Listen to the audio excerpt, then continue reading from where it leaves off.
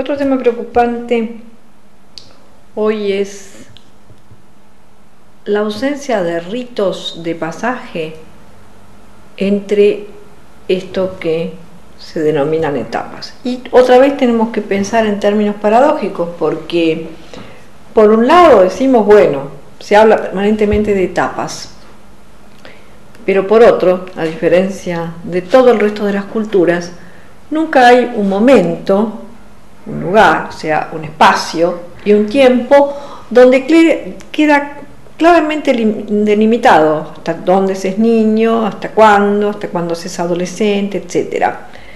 Hoy está de moda, por supuesto, también esta idea de decir, bueno, se ha prolongado la adolescencia. Ahora parece ser que se es adolescente hasta los 30 años. ¿Qué significa esto, no? Qué cosa tan extraña, ¿qué quiere decir? Más allá de qué quiere decir el mismo término de adolecer, ¿no? ¿De qué adolecemos? Bueno, adolecemos de estas ausencias que decíamos antes, pero ¿cuáles son los efectos de esta cuestión? Yo no los voy a responder, los vamos a dejar como otro interrogante. Sí vamos a decir que en todas las otras culturas existen ceremonias en donde claramente se marque este pasaje, se deja de ser niño para empezar a ser adolescente. En la mayoría se cambia el nombre, incluso fíjense qué interesante, ya no se tiene el mismo nombre, porque al asumir otros lugares, al ocupar otros lugares y al asumir otras funciones, también se cambia de nombre en algunos casos. Y después, siempre también otro pasaje fuerte, que es la cuestión de pasar de la adolescencia a la adultez, o sea, el pasaje al mundo adulto. Bueno, fíjense que nosotros cuando en algunos, otros ni siquiera se acuerdan, pero cuando algunos sí nos acordamos, éramos chicos, todavía existían vestigios, restos, ¿no? Dirían algunos antropólogos, de estos ritos. Por ejemplo, nos pintábamos los labios a partir de generalmente los 15 años, nos poníamos tacos altos, medias largas, y los varones, esto era muy claro, usaban a partir de un determinado momento sus primeros pantalones largos.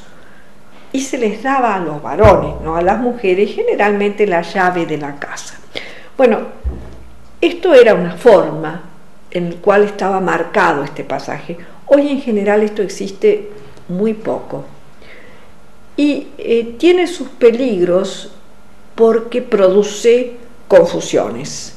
Entonces es interesante decir, bueno, así como los mitos son aquellos que sostienen estos sentidos en la comunidad y que crean a su vez sentidos a esta existencia, los ritos marcan tiempos y marcan espacios.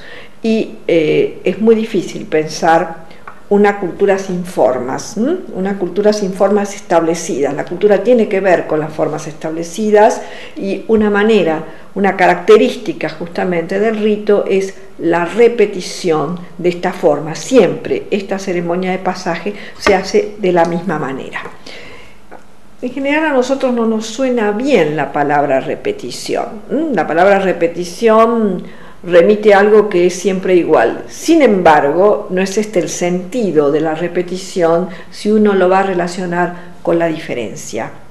En todo lo que venimos hablando del periodo colonial moderno, hay algo que queda siempre excluido, que es la diferencia. Y justamente a la infancia la tenemos que situar como una de las formas de la diferencia.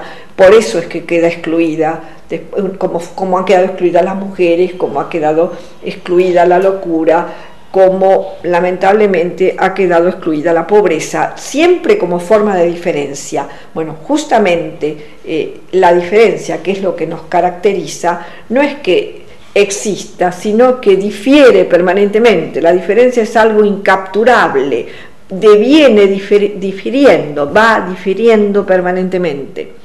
Y en este ir difiriendo, hay algo del orden de la repetición, que es de la diferencia misma. Lo único que se repite es esta misma diferencia.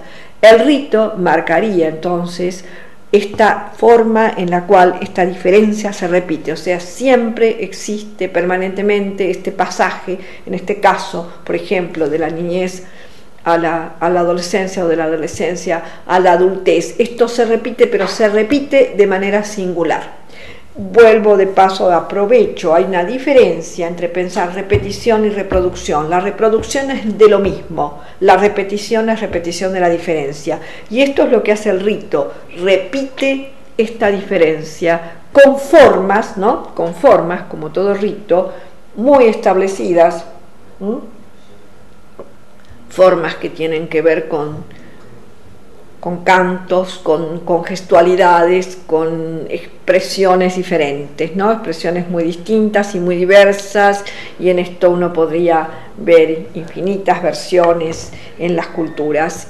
Lo que a mí me parece, para señalar esto como efecto, ¿cuáles son? Pregunta, por ahora sin respuesta, cuáles son, y no vamos a tener la respuesta, no se trata de tener respuesta, se trata de volver a preguntar, ¿no? Se trata de volver a problematizar, no de buscar una solución, sino de volver a problematizar cuáles son los efectos de estos no rituales, digamos, de estas no demarcaciones. Fíjense que nosotros habitualmente tenemos una versión del mito de Edipo, que es la versión literaria del mito, que es la que Sófocles escribe, ¿no es cierto?, y la que retoma Freud. Freud responde a este modelo que habíamos hablado al comienzo de la clase, este modelo de infancia, en el cual la infancia es una etapa que, como dijimos, en este caso nos marca especialmente, y por lo tanto el concepto central para la teoría freudiana, o sea, para el psicoanálisis, va a ser lo que él denomina complejo de Edipo.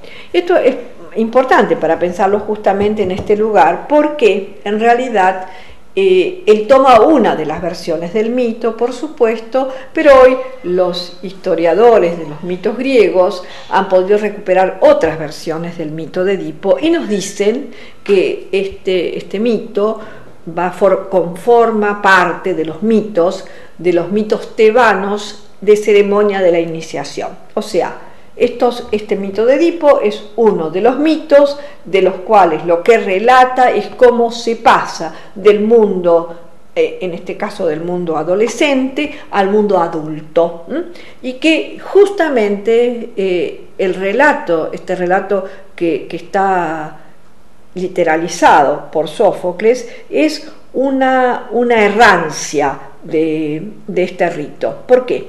Porque el rito de iniciación consistía en